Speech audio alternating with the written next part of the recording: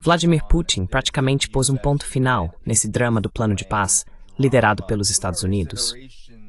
Houve inúmeras versões desse plano de paz, vazamentos vindos do governo Trump sobre o próprio documento Zelensky, na Ucrânia, dizendo: cortamos algumas partes dele. Trump dizendo: não, nem vamos nos reunir com a Ucrânia agora, vamos enviar Wykov para a Rússia. Depois surgiram vazamentos de uma ligação telefônica que Wykov teve com seu homólogo russo, Yuri Ushakov, que supostamente serviriam para difamar o governo Trump como agentes da Rússia e trabalhando para ela. Pois bem, Vladimir Putin veio esclarecer as coisas para aqueles no Ocidente coletivo e nos Estados Unidos, que possam estar confusos sobre qual é exatamente a posição desse plano de paz do ponto de vista russo.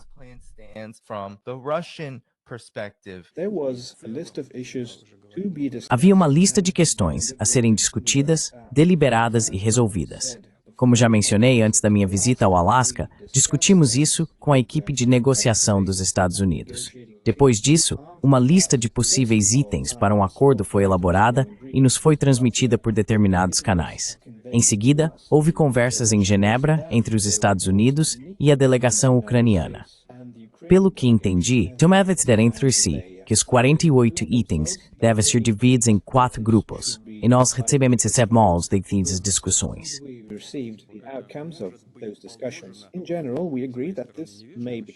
Em geral, concordamos que isso pode se tornar a base para um futuro acordo. Não seria apropriado da minha parte fazer declarações finais agora, pois ainda não há material finalizado. Putin continuou lançando críticas sobre esse plano de paz e explicou exatamente como o conflito na Ucrânia vai terminar, como será a paz. Nessa coletiva de imprensa, ele disse que ainda estão recebendo propostas sobre as hostilidades. Quando as tropas ucranianas deixarem as áreas que estão ocupando agora, então as hostilidades cessarão.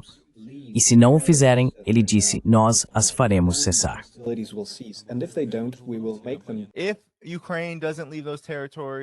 Se a Ucrânia não deixar esses territórios, nós a faremos deixar. Não haverá negociações.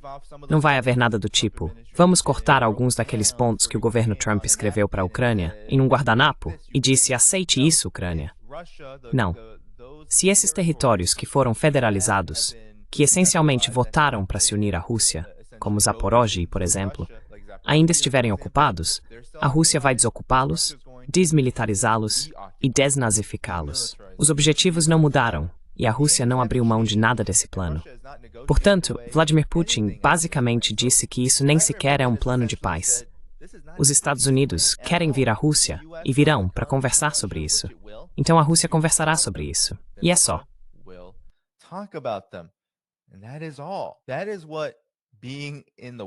É isso que significa estar em posição de vitória. O secretário do Exército dos Estados Unidos alertou que a Ucrânia está prestes a chegar ao ponto da derrota, enfrentando uma derrota iminente, enquanto promove esse plano de paz. Em uma reunião com autoridades ucranianas, o secretário do Exército dos Estados Unidos, Dan Driscoll, apresentou uma avaliação sombria de que as tropas na Ucrânia enfrentam uma situação crítica no campo de batalha e sofreriam perdas, uma derrota iminente contra as forças russas, segundo 2 fontes com conhecimento do assunto que falaram à NBC News. Os russos estavam aumentando a escala e o ritmo de seus ataques aéreos e tinham capacidade para lutar indefinidamente, disse Driscoll. A situação da Ucrânia só pioraria com o tempo, e seria melhor negociar um acordo de paz agora do que acabar em uma posição mais fraca no futuro.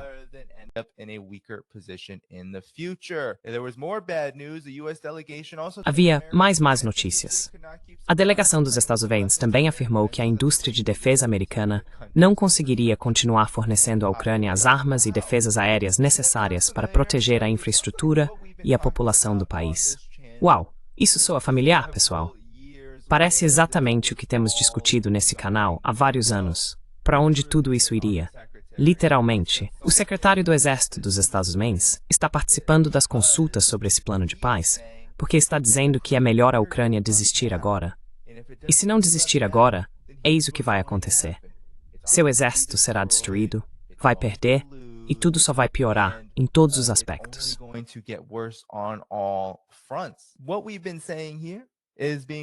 O que temos dito aqui está sendo confirmado, literalmente, pelos altos oficiais militares dos Estados Unidos em Washington, o que explica por que o governo Trump de repente divulgou esse plano de paz e declarou: estamos trabalhando pela paz novamente. E não é nenhum mistério por que isso aconteceu, porque Driscoll disse que a situação no campo de batalha está em completa desordem para a Ucrânia. O que aconteceu recentemente? Pokrovsk caiu nas mãos da Rússia. E agora a Ucrânia está em uma situação de desastre total, em que seu centro logístico mais importante foi completamente cercado e isolado. O que mais está acontecendo? Esse escândalo de corrupção horrível, que está literalmente drenando o governo ucraniano do pouco de legitimidade que ainda lhe restava, não apenas com seu próprio povo, mas com o mundo.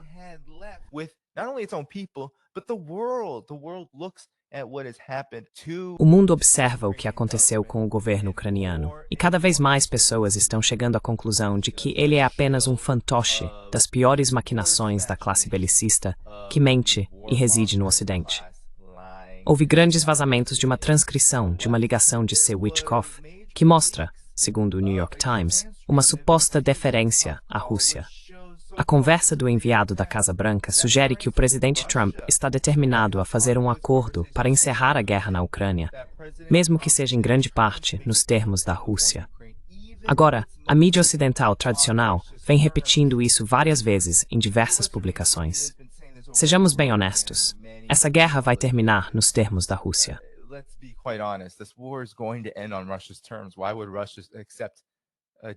Por que a Rússia aceitaria um acordo que não fosse em seus próprios termos, se o próprio Driscoll diz que a Rússia está vencendo? No mês passado, o enviado da Casa Branca, Steve Witkoff, teve palavras encorajadoras para o principal assessor de Vladimir Putin. Em uma ligação telefônica vazada, Witkoff disse: teremos muito espaço e discrição para conseguir um acordo. A transcrição publicada pela Bloomberg provocou fúria em Washington, porque mostrava Witkoff aparentemente orientando o Kremlin sobre como negociar com Trump e minar uma próxima visita de Zelensky da Ucrânia. Ela também revelou outra coisa: a teimosa determinação de Trump em fazer algum tipo de acordo com a Rússia para encerrar a guerra na Ucrânia, mesmo que seja principalmente nos termos da Rússia.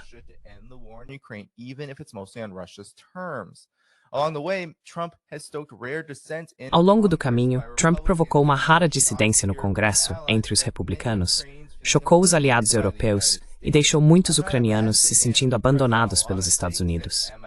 Eu não sou uma grande fã do presidente em muitas coisas, disse Emma Ashford, que é, claro, uma pesquisadora de um think tank.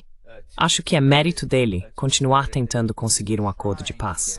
Já em abril, Trump começava a se afastar, tentando encerrar a guerra na Ucrânia. E, ainda assim, apesar de demonstrar sua frustração tanto com Putin quanto com Zelensky, ele continuava voltando à ideia de ver um acordo de paz na Ucrânia acontecer, movido por uma mistura de motivações. Então é isso que está acontecendo. Há vazamentos importantes surgindo, e precisamos nos perguntar: bem, quem está vazando essas informações? É ridículo.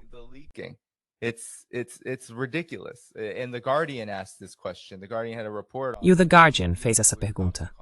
O The Guardian publicou um relatório sobre isso. Quem vazou a ligação de Witkoff, aconselhando o Kremlin sobre como conquistar Trump?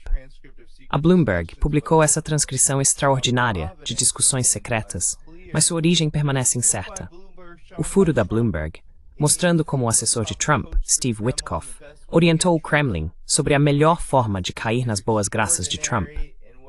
É extraordinário, pelo que revela sobre as lealdades duvidosas de Witkoff e a possível influência do Kremlin sobre os esforços de negociação dos Estados Membros. A matéria aborda duas ligações interceptadas, uma entre Witkoff e Yuri Ushakov, um assessor sênior de Vladimir Putin, e outra entre Ushakov e Dmitriev, que esteve profundamente envolvido nas negociações com a Casa Branca de Trump.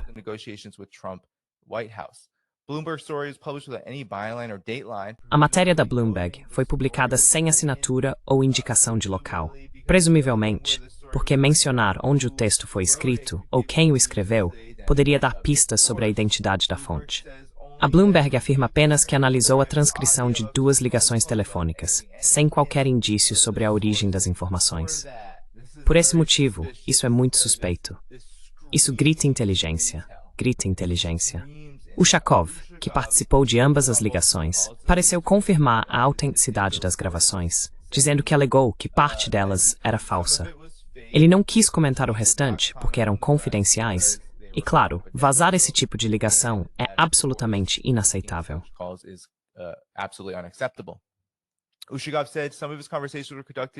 Ushakov disse que algumas de suas conversas foram realizadas em canais governamentais criptografados, mas sugeriu que as ligações com Dmitry Ivankov podem ter sido feitas pelo WhatsApp, o que ele chamou de um grande erro. Existem certas conversas no WhatsApp que, de modo geral, alguém pode conseguir ouvir. O conteúdo das ligações fornece provas do que muitos já suspeitavam sobre a proximidade de Ushakov com a posição russa. A questão de quem deu o passo altamente incomum de vazar um áudio tão sensível para uma agência de notícias é mais complicada. É realmente difícil especular. Pode haver 100 milhões de possibilidades diferentes, incluindo alguém do lado russo tentando prejudicar a reputação de Witkoff, disse o ex-chefe da CIA em Moscou, Daniel Hoffman.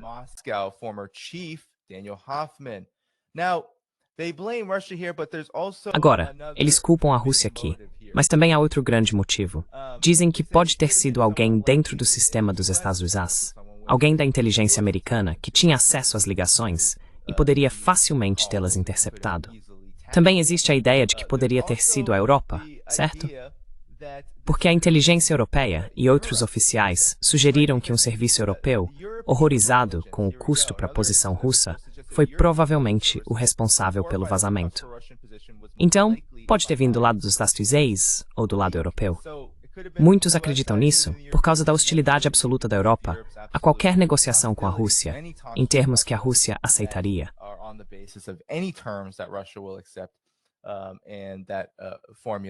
E que qualquer tipo de alinhamento com o lado russo tenha estimulado isso.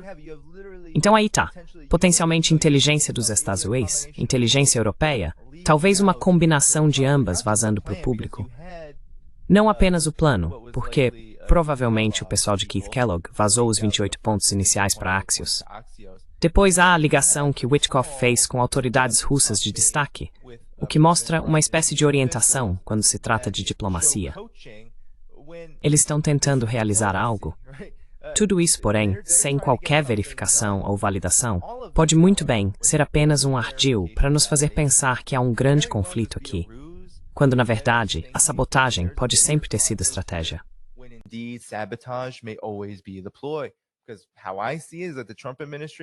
Porque, do meu ponto de vista, o governo Trump, considerando que continua insistindo em pontos que a Rússia jamais aceitará, está mais interessado na aparência de estar dialogando com a Rússia do que realmente em fechar um acordo. E também, talvez, esteja mais interessado em se livrar do peso nas costas, no sentido de que, se essa guerra continuar e o conflito terminar, o que inevitavelmente acontecerá com uma vitória russa, então Trump será visto como fracassado. Trump, neste momento, acredito eu, está tentando dizer: eu não sou o fracassado aqui. Fiz tudo o que pude e olhem o que aconteceu na Europa. Os serviços de inteligência, todos eles estão lhe fazendo um grande favor no sentido de sabotar esse acordo para que pareça exatamente isso.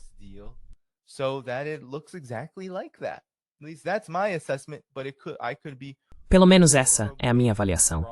Mas posso estar terrivelmente enganado aqui. Claro, houve muita comemoração por causa disso. É absolutamente, é absolutamente uma piada. Veja o que o Telegraph publicou. Vazamentos de Witkoff colocam em dúvida todas as negociações de paz. Enviado especial do presidente dos Estados Unidos demonstra falta de experiência após vazamento de ligação do Kremlin revelar que ele orientava o principal assessor de Putin. Quero dizer, esse é o tipo de narrativa que está surgindo. O problema para eles, o que os torna muito suspeitos, sinceramente, muito suspeitos, é que há literalmente autoridades anônimas, provavelmente do MI6, provavelmente de outras agências de inteligência europeias. E você sabe que a CIA está envolvida, porque a CIA está por dentro de tudo o que acontece com a Ucrânia.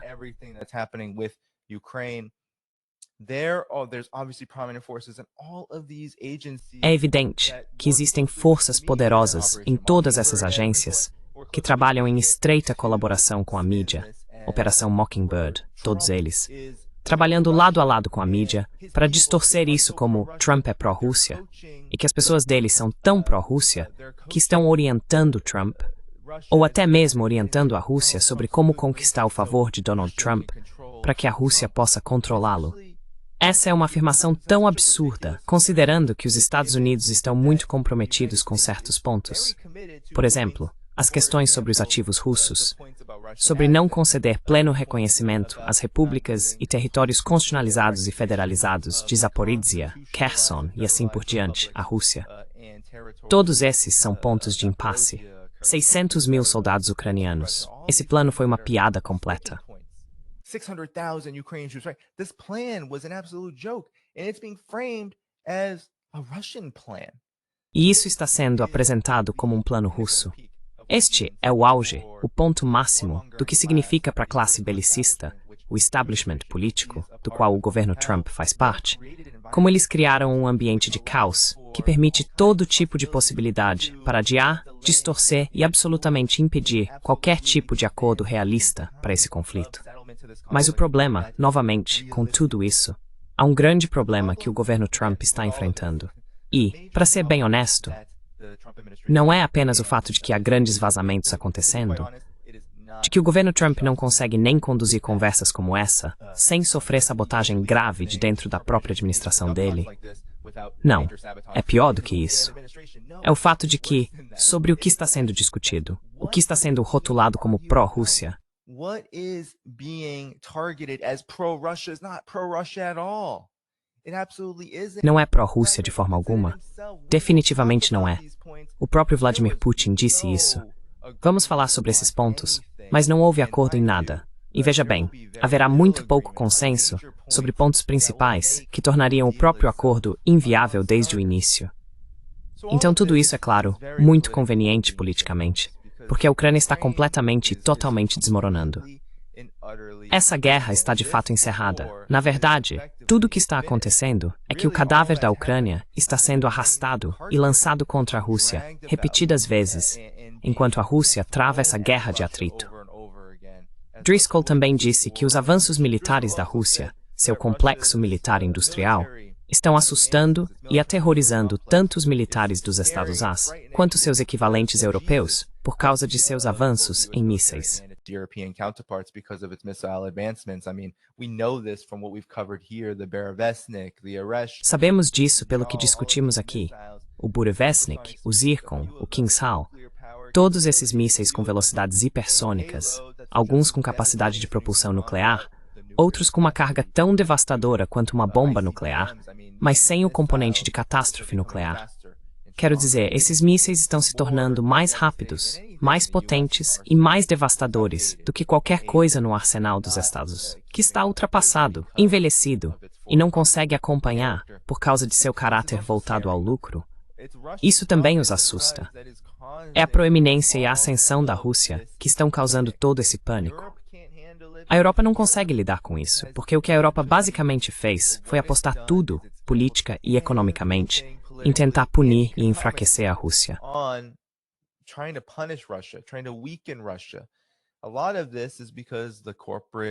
Muito disso acontece porque as corporações, os monopólios que controlam esses governos, querem ver um tipo de modelo ao estilo dos Estados Unidos aplicado na Europa. Eles querem se livrar de tudo que as pessoas precisam, de tudo que as pessoas têm, e vender tudo isso aos belicistas e aos bancos. A Rússia oferece uma desculpa muito conveniente para fazer tudo isso. Nos Estados Unidos, há um fenômeno semelhante. Acontece que o governo de Donald Trump foi eleito, em grande parte, porque uma boa parte da população estava cansada disso. O governo Trump disse que iria, entre aspas, acabar com isso. Mas nunca se tratou de acabar com isso de verdade.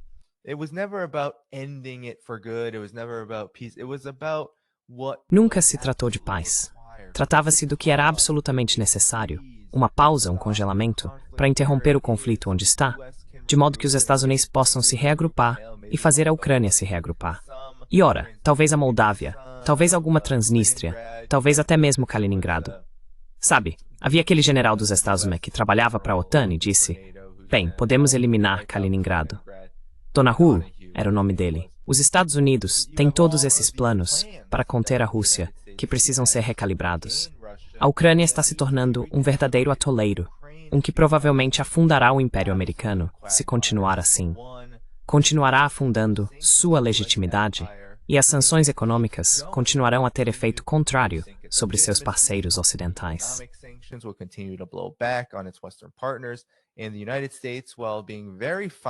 E os Estados Unidos, embora sua classe política esteja satisfeita com a condição da Europa, não ficarão satisfeitos com as consequências totais. Não estão satisfeitos com o resultado geral desse conflito. A Rússia ficando mais forte, e o mundo ocidental, o chamado Ocidente coletivo, que deveria ser o ariete do Império Americano, ficando mais fraco.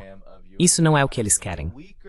Mesmo todo esse ato do governo Trump, de Pete Hegseth ao próprio Trump, de dar broncas na Europa, não é porque os Estados Unidos querem que a Europa seja, entre aspas, fraca. Eles querem que a Europa seja forte o suficiente para cumprir suas ordens. No momento, a Europa não é forte o bastante para fazer nada disso.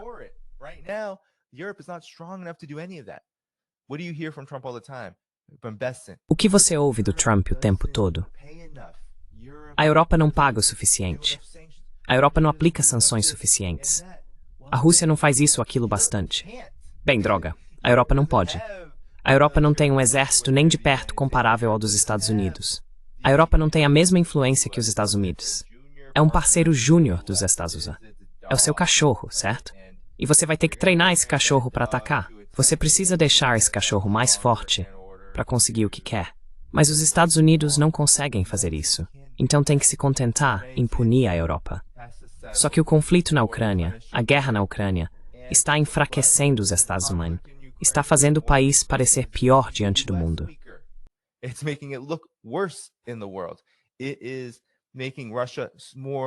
Isso está tornando a Rússia mais poderosa militarmente, o que significa que o complexo militar industrial estagnado dos Estados Unidos, totalmente dependente de acionistas e executivos que fogem com a maior parte do dinheiro enquanto produzem o mínimo ao menor custo, está enfrentando o quê?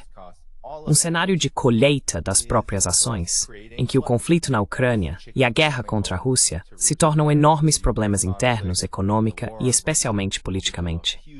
Portanto, o governo Trump está em um momento de completo desastre. Não é onde o governo Trump quer estar. Ele quer parecer forte, mas há vazamentos por todos os lados.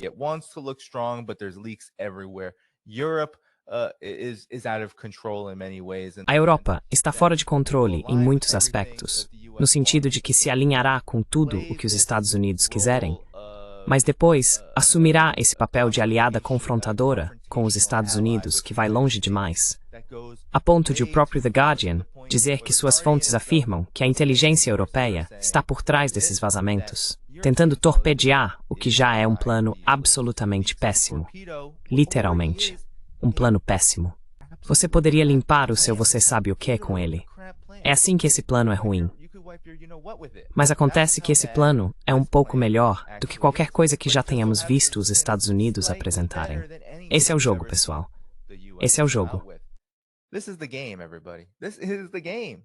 The game is to create this. O jogo é criar essa ilusão de conflito interno para fazer com que o resultado desastroso que podemos esperar, a probabilidade de a guerra continuar, pareça aceitável. E as consequências disso podem então ser atribuídas ao bode expiatório apropriado. Europa, Ucrânia, Zelensky. Certo? Vemos isso em toda parte com os Estados Unidos. Ah, é culpa do Zelensky.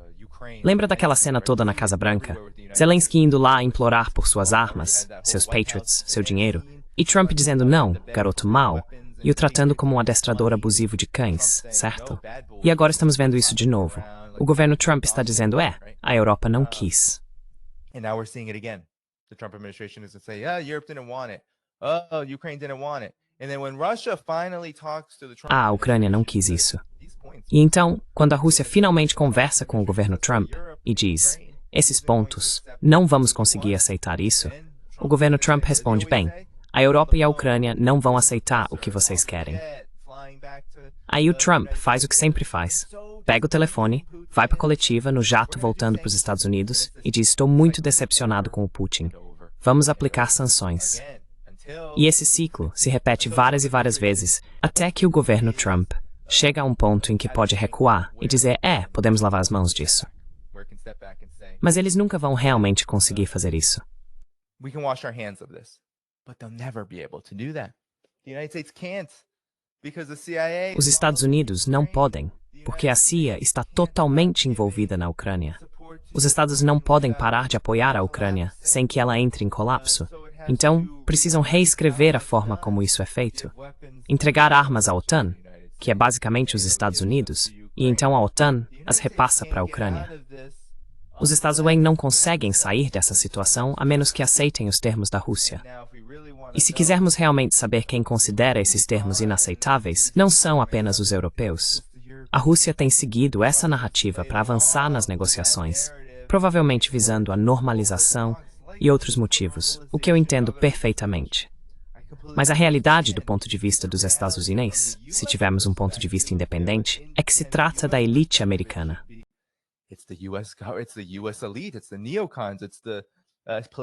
São os neoconservadores, é o establishment político, é a alta cúpula militar, são as agências de inteligência. São todos esses componentes do establishment que simplesmente não conseguem aceitar os termos da Rússia. Porque os termos da Rússia são vitória. Os termos da Rússia são que a Rússia saia fortalecida, que a Rússia impeça uma ameaça real em sua fronteira, que a Rússia impeça a expansão da OTAN, que a Rússia evite uma guerra realmente perigosa entre a Europa e a Rússia. Uma guerra que a Rússia não quer ver. O próprio Vladimir Putin disse, estou pronto. Estou pronto para colocar por escrito que a Rússia nunca atacará a Europa. Por quê? Porque a Rússia nunca quis atacar a Europa. O que isso traria de benefício para a Rússia?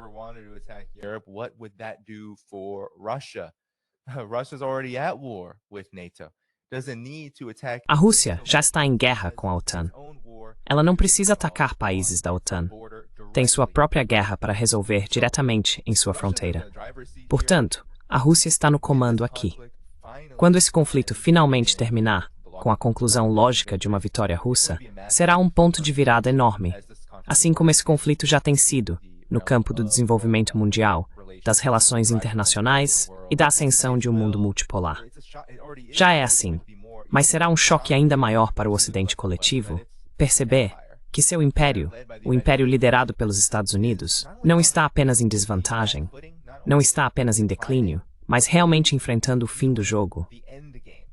Realmente chegando ao fim do jogo aqui, que é o fato de que os Estados Unidos vão.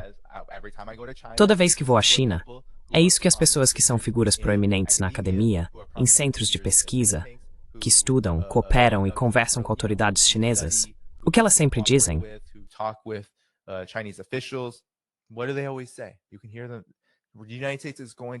Você pode ouvi-los. Os Estados Unidos vão ter que se tornar um país normal. Vão ter que ser apenas mais um país. Mas o seu sistema não permite que façam isso. O seu sistema diz que não podem ser um país normal. Precisam ser excepcionais. Precisam ser o número um. Precisam buscar, destruir, dominar. Precisam controlar completamente o mundo inteiro. Financeiramente, militarmente, politicamente, economicamente. Para enriquecer os monopólios, os bancos, os cartéis e, é claro, todos aqueles que encontram carreiras confortáveis servindo a esses interesses. Então são esses que não podem aceitar os termos da Rússia. Porque se aceitarem, ora, é uma grande fatia de mercado que estão abrindo mão, não é?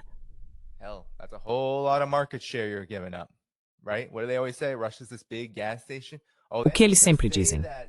A Rússia é esse grande posto de gasolina. Eles não dizem isso apenas para menosprezar a Rússia. Dizem porque sabem que a Rússia está sentada sobre uma grande riqueza que boa parte do mundo deseja. E se o mundo acabar negociando com a Rússia em grande escala, e a Rússia disser, talvez possamos ficar ainda mais fortes, talvez possamos nos desenvolver ainda mais, então surge um grande problema para os Estados Unidos. Os Estados Unidos não poderão mais dominar a economia global. Os Estados Unidos não serão mais a força dominante na economia mundial. Eles já perceberam o que está por vir no campo militar. Este é o desfecho que não podem permitir.